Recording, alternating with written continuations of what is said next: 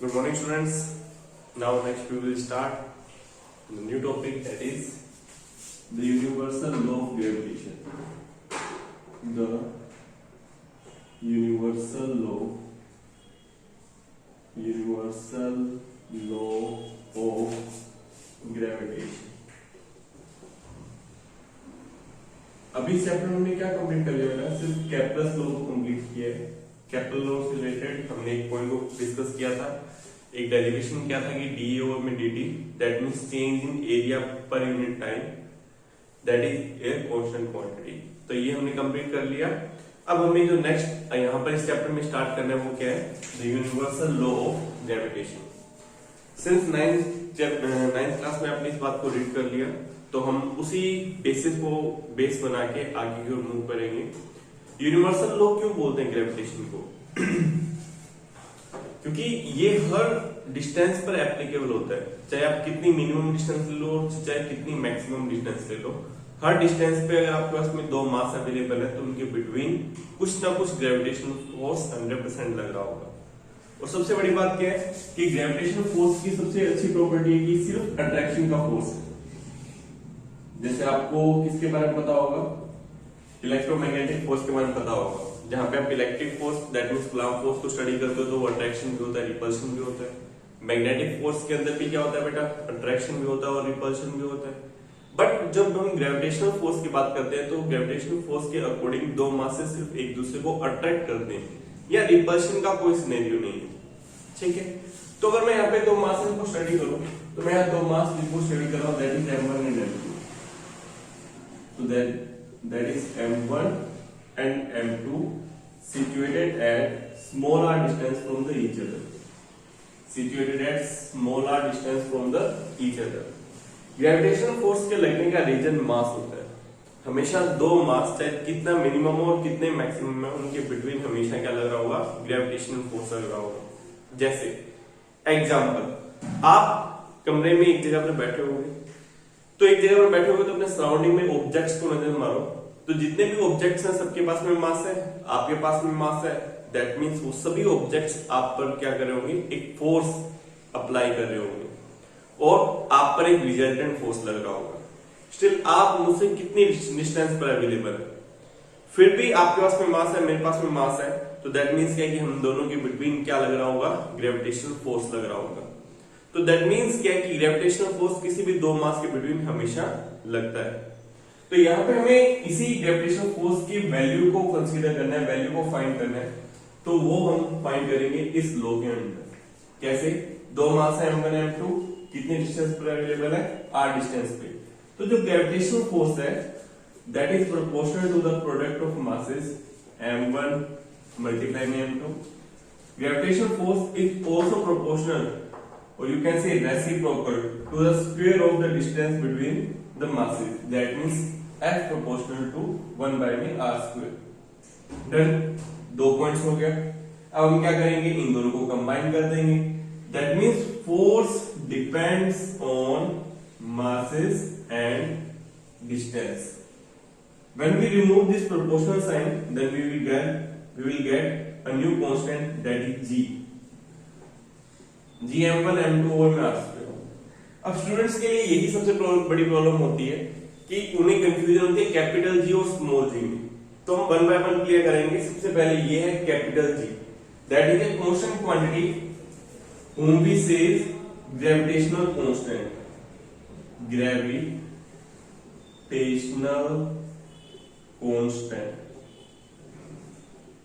Clear? और इसका value क्या होता है बेटा? सभी को पता है 6.67 मल्टीप्लाई में 10⁻⁻11। यूनिट आप यहां से फाइंड कर सकते हो। अगर आप यहां से यूनिट फाइंड करोगे तो क्या आएगा? न्यूटन मल्टीप्लाई में मीटर स्क्वायर ओवर में केजी स्क्वायर। तो क्या आ जाएगा? न्यूटन मल्टीप्लाई में मीटर स्क्वायर ओवर में केजी स्क्वायर। तो यहाँ पे एंड नहीं होता, यहाँ पर हमारा पॉइंट एक छोटा सा क्लियर होता है। वो हमारे पास में क्या है? That is gravitational force. अब कोई भी फोर्स क्वांटिटी होती है वो एक वेक्टर क्वांटिटी होती है, तो ग्रेविटेशनल फोर्स भी वेक्टर क्वांटिटी है। तो वेक्टर क्वांटिटी को आप रिप्रेजेंट कैसे करोगे? बस इसी पॉइंट को आपको क्लियर करना है। कैसे? सामने देखो, अगर मुझे ग्रेविटेशनल फोर्स को वेक्टर क्वांटिटी के अकॉर्डिंग रिप्रेजेंट करना है तो मुझे यहाँ पे वेक्टर्स के अकॉर्डिंग एक्सिस को कंसीडर करना पड़ेगा। अगर मेरे पास में एक्सिस आ गई दो, कौन सी, पहली एक्सिस वाई एक्सिस और दूसरी एक्स एक्सिस, तो यहाँ पे मैं दो मास को कंसीडर कर लूंगा, दो मास m1 और m2। m1 जो मास होगा उसका पोजीशन वेक्टर क्या कंसीडर करेंगे बेटा, ऑब्वियसली r1 वेक्टर, और जो मास m2 होगा उसका पोजीशन वेक्टर क्या कंसीडर करेंगे, r2 वेक्टर। अब हम यहाँ वेक्टर्स के अकॉर्डिंग स्टडी करते हैं, तो r1 वेक्टर और r2 वेक्टर आ गए। अब मैंने आपसे बाद में आपके साथ एक बात डिस्कस की थी, क्या, कि ग्रेविटेशनल फोर्स सिर्फ अट्रैक्शन फोर्स है। दैट मींस क्या है कि m1 एक फोर्स एक्सपीरियंस कर रहा होगा ड्यू टू m2, जिसका डायरेक्शन ये होगा, और m2 एक फोर्स एक्सपीरियंस कर रहा होगा ड्यू टू m1, जिसका डायरेक्शन क्या होगा, ये डायरेक्शन होगा। अब यहाँ पे फोर्स लिखने का भी एक प्रॉपर तरीका होता है बेटा। यहाँ पे दो न्यूमेरिकल्स थिंग है आपके पास में, दो न्यूमेरिकल डिजिट्स हैं 1 और 2। अब हम इसे एक स्पेसिफिक तरीके से लिखेंगे। कैसे, जो फोर्स m1 एक्सपीरियंस कर रहा होगा उसे हम लिखेंगे F1 और 2। दैट मींस 1 पहले क्यों लिखा, क्योंकि m1 फोर्स एक्सपीरियंस कर रहा है 1, और वो फोर्स एग्जर्ट कौन कर रहा है, second number mass, that means F12। Same m2 एक फोर्स को एक्सपीरियंस कर रहा होगा, तो जो फोर्स को एक्सपीरियंस कर रहा है वो डिजिट पहले लिखेंगे, तो F एक्सपीरियंस कर रहा है 2, किसके कारण एक्सपीरियंस कर रहा है, 1 के कारण। तो यहां पे बेटा दो फोर्स है, क्लियर। तो m1 F12 F21 और m2, ये बात आपको क्लियर हो गया होगा। अब आपको जनरली क्या पता है, फोर्स का फॉर्मूला, अगर मैं यहाँ पे वेक्टर फॉर्मेशन में लिख रहा हूं तो फोर्स का फॉर्मूला क्या होता है, G m1 m2 ओवर में r²। सिंपल था। अब बेटा अगर मैं इसे वेक्टर में कन्वर्ट करूंगा तो मुझे वेक्टर क्वांटिटी लगानी है, तो मैंने यहाँ पे क्या कर दिया, वेक्टर का साइन लगा दिया। मैं हमेशा एक बात बोलता हूं, अगर इक्वल के लेफ्ट साइड में वेक्टर है तो राइट साइड में भी वेक्टर होना चाहिए। जी कांस्टेंट क्वांटिटी है, स्केलर क्वांटिटी, मास स्केलर क्वांटिटी है, distance you can say displacement, but ये क्या है, स्क्वायर। और जब भी आप सेम क्वांटिटी की स्क्वायर करते हो तो वो हमेशा स्केलर प्रोडक्ट के कारण एक स्केलर क्वांटिटी में कन्वर्ट हो जाती है। दैट मींस ये चारों क्वांटिटीज आपके पास में कौन सी क्वांटिटीज है, स्केलर क्वांटिटीज है। बट मैंने आपको जो बात बोली कि इक्वल के एक साइड में, लेफ्ट साइड में अगर वेक्टर है तो राइट साइड में भी वेक्टर होगा। अगर राइट साइड में वेक्टर हो तो आप उसे कैसे रिप्रेजेंट करोगे, लाइक दिस। हम यहां पे यूज करेंगे क्या, यूनिट वेक्टर, जो हमने चैप्टर नंबर 4 में रीड आउट किया था। और अगर मैं इसको और ज्यादा सोल्व करूंगा तो मेरे पास वैल्यू क्या आ जाएगी, F vector is equal to में G m1 m2 ओवर में r²। किसी भी यूनिट वेक्टर को कैसे सोल्व करते हैं, r वेक्टर बाय में r। और अगर मैं आगे सोल्व आउट करूं तो मेरे पास में वैल्यू क्या आ जाएगी, F vector is equal to में G m1 m2 ओवर में r³ मल्टीप्लाई में r वेक्टर। ये बात की है, यहां तक किसी को कोई भी कंफ्यूजन नहीं। अब बेटा आपको F12 और F21 वेक्टर का वैल्यू फाइंड करना है, तो आप क्या करोगे, बहुत सिंपल। अगर आपको फाइंड करना है किसका वैल्यू, F12 वेक्टर का वैल्यू, तो आप क्या लिख दोगे, G m1 m2 ओवर में r³ मल्टीप्लाई में, अगर यहां 12 लिखा है तो एज इट इज 12 लिख दो, ठीक है। और अगर आप यहां पे फाइंड करो F21 वेक्टर का वैल्यू, तो G m1 m2 ओवर में r³, यहां 21 लिखा है तो एज इट इज 21 वेक्टर लिख दो, क्लियर। हालांकि इनमें थोड़ा सा चेंजेस है, अगर आप कुछ रेफरेंसेस गाइड में पढ़ोगे, बट वो हमारे एनसीईआरटी तक बेस्ड नहीं है, 12th क्लास में क्लियर कर देंगे, ठीक है। तो यहां तक का पार्ट क्लियर हो गया, यहां 12 देन यहां 12, यहां 21 देन यहां पर भी 21, ये बात क्लियर होगी।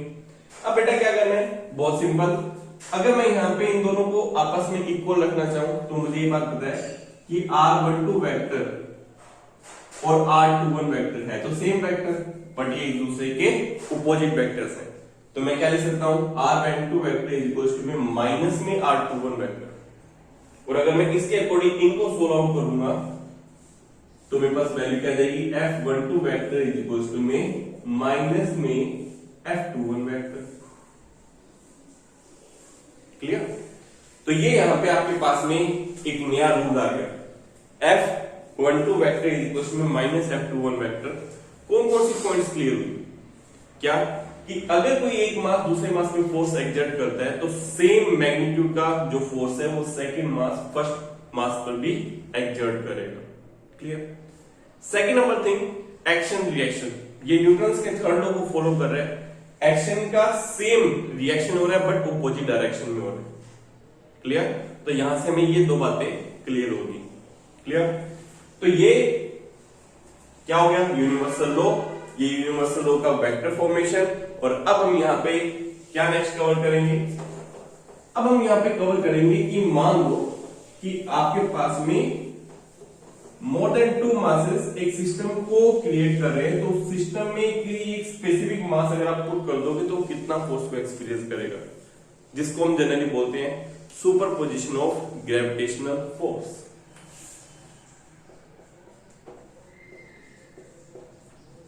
Superposition of gravitational force. Superposition of gravitational force. अब बेटा इसमें क्या नई चीज है वो समझ लो। क्या है कि जब हम दो या दो से अधिक मासेस को एक साथ रख एक सिस्टम को जनरेट करते हैं तो वो सभी मास एक दूसरे पर तो फोर्स अप्लाई एक्सर्ट करेंगे। जैसे आप हो, आप इस समय एक चेयर पर बैठे होगे, अपने अप साइड में देखो आपको फैन दिख रहा होगा, फैन का मास है, तो आप फैन पर मास एक्सर्ट भी कर रहे हो और फैन का जो फोर्स है उसको एक्सपीरियंस भी कर रहे हो।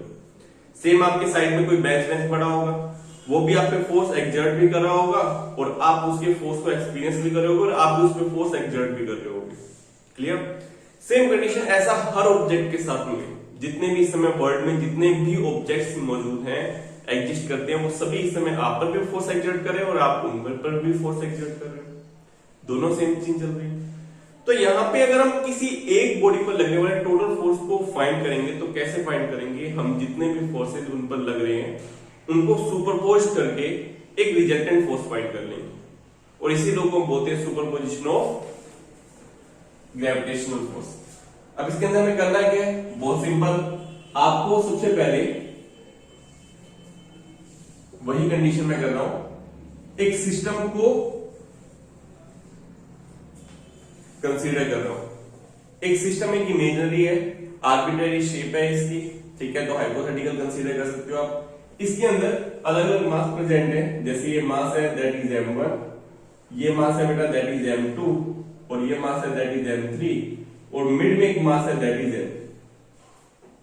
ठीक है, अब मैं यहां पे देखूं तो m1 इस एरो पर फोर्स एक्सर्ट कर रहा होगा। हम यहां पे फाइंड क्या करना चाहते हैं सुपरपोजिशन ऑफ ग्रेविटेशनल फोर्स में, कि कोई एक सिंगल मास टोटल कितना फोर्स एक्सपीरियंस कर रहा है, हम कैसे फाइंड करेंगे? तो उसके लिए हम क्या करेंगे? सबसे पहले जो इंडिविजुअल मासेस है वो कितना फोर्स इस मास पर एक्सर्ट करे उसे फाइंड करेंगे। तो F, ये जो m1 है ये कितना फोर्स एक्सर्ट कर रहा होगा? F1 force. m2 कितना फोर्स एक्सर्ट कर रहा होगा? F2 force. और m3 कितना फोर्स एक्सर्ट कर रहा होगा? F3 force. मास हमारे पास में, हमें इनके बीच का डिस्टेंस भी पता होना चाहिए, तो इसे मैं R1, इसे R2 और इसे R3 कंसीडर कर लेता हूं। तो यहां पर मैं कुछ पॉइंट्स कंसीडर कर लेता हूं। क्या? Force exert by m1 on m, तो इसका वैल्यू क्या आएगा? सभी को पता है F1 का वैल्यू G m1m ओवर में R1 square.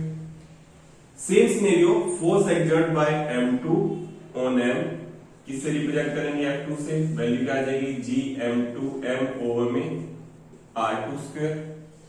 Same condition m3, m पर कितना फोर्स एक्सर्ट करेगा? That is G m3m over में R3 स्क्वायर। अगर मैं टोटल फोर्स फाइंड करूं तो जनरली हम किसी भी चीज को ऐड करते हैं तो हम स्केलर एडिशन का यूज करते हैं, बट फोर्स क्या है? वेक्टर क्वांटिटी है। तो टोटल फोर्स कितना एक्सपीरियंस करेगा m, that is equal to में addition, vector addition of these three forces, F1 vector plus F2 vector plus F3 vector. जब आप सोल्व आउट करोगे तो क्या करोगे? इसमें वैल्यूज को पुट करोगे। पुट कर दो वैल्यू जी m1m ओवर में r1 स्क्वायर जी m2m ओवर में r2 स्क्वायर जी m3m ओवर में r3 स्क्वायर।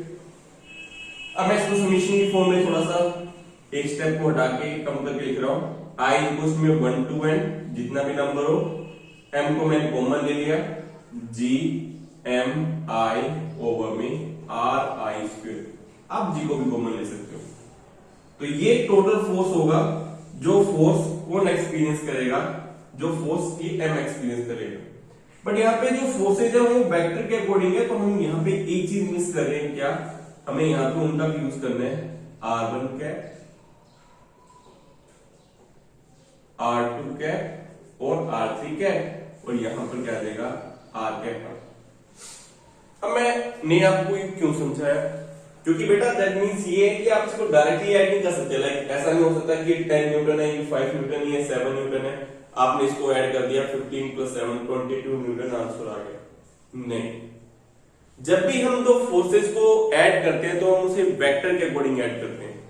अब वेक्टर के अकॉर्डिंग कैसे ऐड करेंगे? वेक्टर के अकॉर्डिंग ऐड करने का मींस ये है कि हम उनका रिजल्टेंट फाइंड करेंगे कि ये एक वेक्टर, ये सेकंड वेक्टर, इन दोनों के बिटवीन एंगल इतना है, तो यहां पे इसका रिजल्टेंट वेक्टर या रिजल्टेंट फोर्स कितना होगा।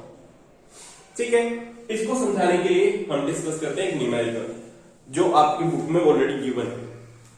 अगर आप अपनी बुक में चेकआउट करोगे एनसीईआरटी तो वहां पे न्यूमेरिकल नंबर 8.2 है, हम उसी को डिस्कस करने वाले हैं। According to numerical number 8.2, what is given? According to numerical number 8.2, one equatorial triangle is there, and on the vertex of equatorial triangle, mass is situated. तो इसका वैल्यू कितना गिवन है? अब वो बुक में चेक कर लेना, मैं यहाँ पे कंसीडर कर रहा हूँ दैट इज 1 kg। इक्वल मास है तो मैक्सिमम 2 kg हो सकता है, मैंने यहाँ पे क्या कंसीडर कर लिया 1 kg। ठीक है, और इसके सेंटर जो इन तीनों मास से इक्वल डिस्टेंस पर प्रेजेंट है, तो डिस्टेंस भी इक्वल होगी, तो मैं इसे 1 मीटर कंसीडर कर लेता हूं।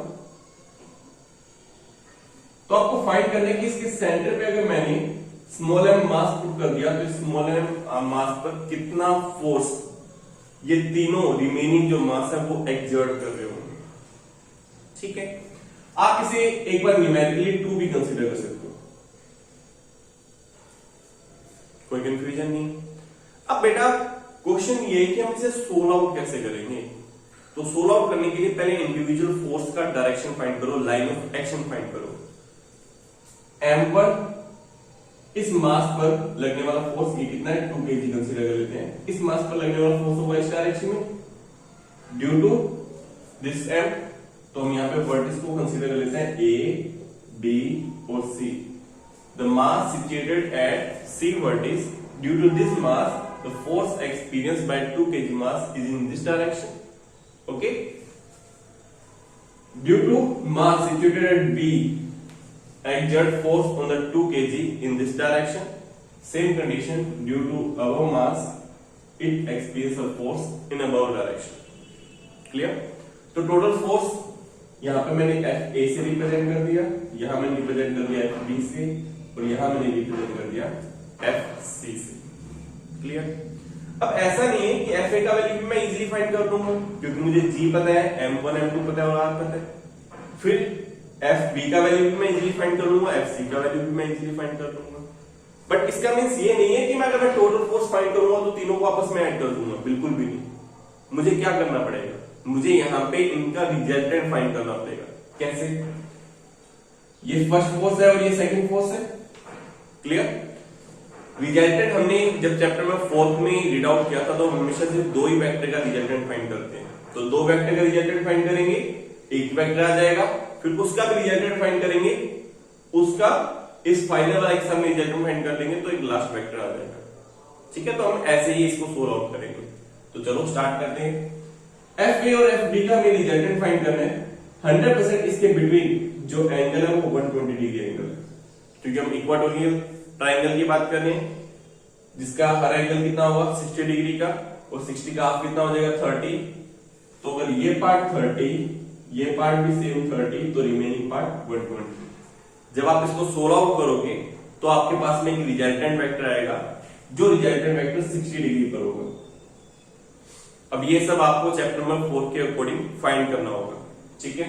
तो यहाँ पे रिजल्टेंट वेक्टर आ गया, और जिसका वैल्यू जो रिजल्टेंट वेक्टर आएगा उसका वैल्यू 100% एफ ए और एफ बी के इक्वल होगा, क्योंकि एफ ए एफ बी के इक्वल है, और वही जो उसी एफ ए और एफ बी का जो मैग्नीट्यूड होगा वो एफ के भी इक्वल होगा, और सेम कंडीशन एफ सी भी इक्वल है। तो ये दोनों एक दूसरे को कैंसिल आउट कर देंगे, और इस 2 kg पर लगने वाला टोटल फोर्स कितना हो जाएगा, 0 हो जाएगा। अब ये तो मैंने समझा दिया कैसे, वर्बली, बट अगर आप इसे प्रॉपरली करके देखोगे तो आपके पास में आपका आंसर आ जाएगा। मेन पॉइंट मुझे यहाँ क्या समझाना था कि डायरेक्टली आप फोर्स को ऐड नहीं कर सकते, आपको क्या करना पड़ेगा बेटा, आपको हमेशा रिजल्टेंट फोर्स फाइंड करना पड़ेगा, ठीक है। ऐसा भी हो सकता है कि आपके पास में इस टाइप से कोई क्वेश्चन दे दे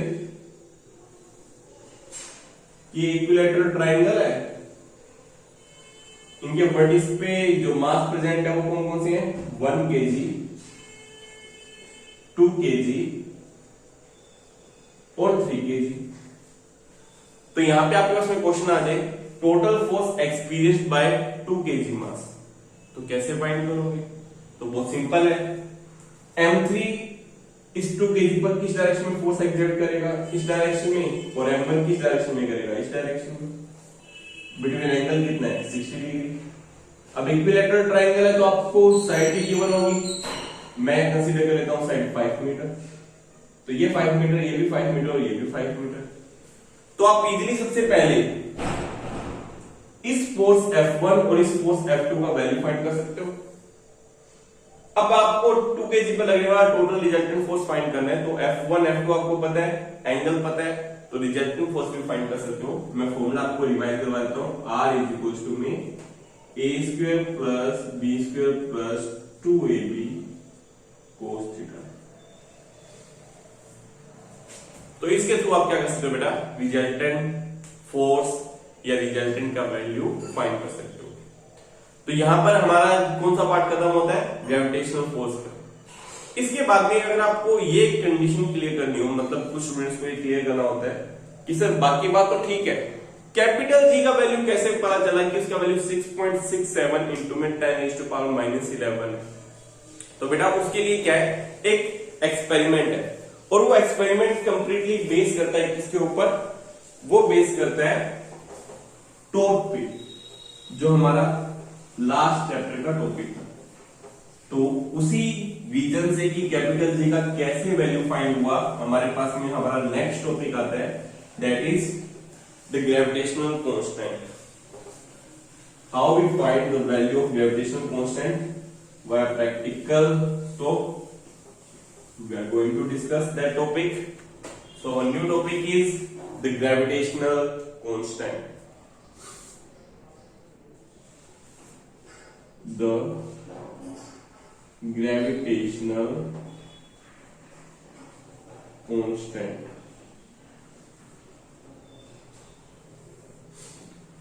तो स्टूडेंट्स अब चलते हैं ग्रेविटेशनल कांस्टेंट पे। तो ग्रेविटेशनल कांस्टेंट को हम कैसे सोल्व आउट करेंगे, कैसे उसका वैल्यू फाइंड करेंगे, या कैसे उसका वैल्यू फाइंड किया होगा, उसको हम यहाँ पे डिस्कस करते हैं। तो उसके लिए बहुत सिंपल है बेटा, यहाँ पे एक प्रॉपर्ली एक प्रैक्टिकल किया गया था, जिसको मैं यहाँ पर आपके सामने समझा देता हूँ कि वो प्रैक्टिकल कैसा है। हमने एक मासलेस रोड को कंसीडर कर लिया। ये जो रोड है वो मासलेस है, आई नो मासलेस नहीं होती, बट जिसको हमने कंसीडर किया उसको हमने मासलेस ही कंसीडर किया है। उसको हमने किसी भी एक मेटल रोड से टाई किया हुआ है। मेटल रोड कंसीडर कर सकते हो, मेटल स्ट्रिंग कंसीडर कर सकते हो, उससे हमने क्या किया हुआ है, इसे टाई किया हुआ है। टाई कर लिया, फिलहाल क्या है, ये इस टाइप से सस्पेंडेड है। अब क्या हुआ कि इस रोड से हमने आगे दो मासेस को कनेक्ट किया हुआ है, और दोनों मासेस का वैल्यू क्या है, इक्वल है, capital M and capital M. Clear.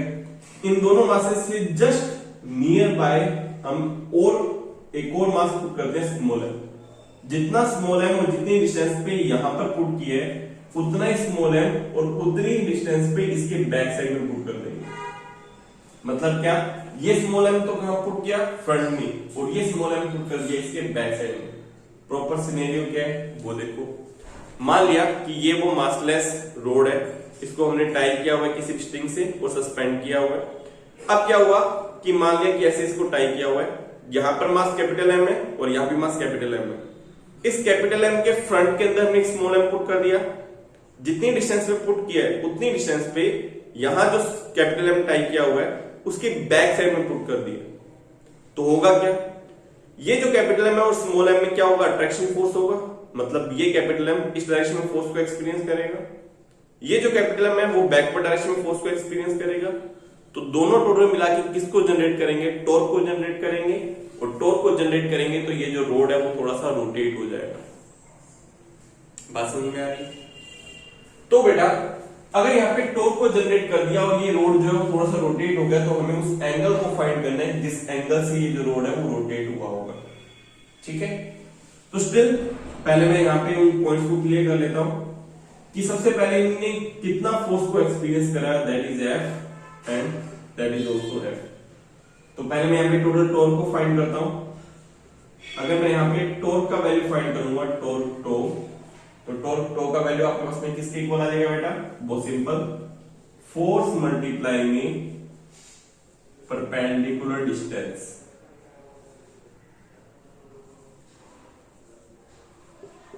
अब ये दोनों फोर्स क्या है, इक्वल है, कपल फोर्स है। तो फोर्स क्या हो गया आपके पास में, कोई भी एक फोर्स ले लो, दैट इज एफ, और मल्टीप्लाई में परपेंडिकुलर डिस्टेंस, इन दोनों के बिटवीन डिस्टेंस कितनी हो जाएगी, जितनी इस रोड की लेंथ है, दैट इज कैपिटल एफ। तो आपके पास में टो का वैल्यू क्या आ गया बेटा, G small M capital M over मी। इन दोनों के बिटवीन डिस्टेंस को कुछ भी डी कंसीडर कर लेते हैं, डी स्क्वायर मल्टीप्लाई में कैपिटल एम। यहां पर हमने क्या फाइंड कर लिया बेटा, यहां पर हमने फाइंड कर लिया टो का वैल्यू। टो का वैल्यू फाइंड करने के बाद में हम इस वायर को कंसीडर करेंगे। अब ये वायर में भी क्या होगा, ट्विस्ट प्रोड्यूस होगा। और आपको पता है कि कोई भी मेटल की वायर होती है उसमें अगर आप ट्विस्ट को प्रोड्यूस करोगे तो अपने आप को रिस्टोर करती है। ठीक है, तो जैसे आप जो एक फोर्स, एक टॉर्क जो एक्सर्ट कर रहे हो ड्यू टू ग्रेविटेशनल फोर्स, इसमें एक टॉर्क ये जो रोड है या ये जो वायर है वो एक्सपीरियंस कर रही है, तो इसी के अंदर एक और टॉर्क होगा जो रिस्टोरिंग फोर्स होगा। रिस्टोरिंग फोर्स नहीं, रिस्टोरिंग टॉर्क। देखो बहुत सिंपल है, अगर मेरे पास में एक मेटल वायर है, इस मेटल वायर को थोड़ा सा क्या कर रहा हूं, ट्विस्ट कर रहा हूं, ट्विस्ट करके अब मैंने छोड़ दिया, तो ये अपने आप को रिस्टोर करती है ना। तो दैट मींस क्या है कि मेरे फोर्स लगाने के बाद में इसमें फोर्स जनरेट होता है जिसको अपनी पोजीशन पे क्या करता है, वापस रिस्टोर करता है। तो उसी टॉर्क को हम क्या बोलते हैं, रिस्टोरिंग टॉर्क। ये सेम सिनेरियो यहां पर है कि जो ये मेटल वायर है, इस मेटल वायर को वापस रिस्टोर करने के लिए एक टॉर्क होता है जिसको हम बोलते हैं रिस्टोरिंग टॉर्क। और वो रिस्टोरिंग टॉर्क एंगल पर डिपेंड करता है। आपने ज्यादा उसे ट्विस्ट कर दिया तो रिस्टोरिंग टॉर्क का वैल्यू इंक्रीज हो जाएगा, कम ट्विस्ट किया तो रिस्टोरिंग टॉर्क का वैल्यू भी डिक्रीज हो जाएगा। दैट मींस रिस्टोरिंग टॉर्क जो है वो टोटली डिपेंड करता है एंगल पे। इसलिए रिस्टोरिंग टॉर्क का जो वैल्यू किसके इक्वल होता है, के थीटा के इक्वल होता है, जहां पे के क्या है, कांस्टेंट, और थीटा क्या है, वो एंगल जिस एंगल से हमने उसे क्या किया हो, ट्विस्ट किया हो। बात समझ में आ गई? तो अब ये देखो, जितना टॉर्क होगा उतना ही रिस्टोरिंग टॉर्क होगा, तभी तो वो वापस अपनी पोजीशन पे आएगा। तो हम इन दोनों को क्या करेंगे, आपस में इक्वल पुट करेंगे। अगर हम इक्वल पुट करेंगे तो हमारे पास में आंसर क्या आ जाएगा, G small M capital M D square is equals to में के मल्टीप्लाई में थीटा। अब बेटा के और थीटा हमें पता होगा कितने एंगल से वो ट्विस्ट हुआ है, उसके लिए कांस्टेंट का वैल्यू कितना है मेटल के लिए वो हमें ऑलरेडी पता होगा, कितने डिस्टेंस में हमने इन मास को पुट किया था वो हमें पता है, दोनों मास का वैल्यू हमें पता है। तो हम इसके थ्रू इजीली कैपिटल जी का वैल्यू फाइंड कर लेंगे, के मल्टीप्लाई में थीटा मल्टीप्लाई में डी स्क्वायर ओवर में small M and capital M. तो ये आपके पास में ग्रेविटेशनल कांस्टेंट का वैल्यू, जिसका वैल्यू 100% क्या आएगा बेटा, हम सभी को पता है 6.67 इंटू में 10⁻⁻11 न्यूटन मीटर स्क्वायर ओवर में के स्क्वायर। तो यहां तक हमने डिस्कस किया कैपिटल जी को। इससे नेक्स्ट हम किसको डिस्कस करेंगे, small G, that means gravitational constant. Okay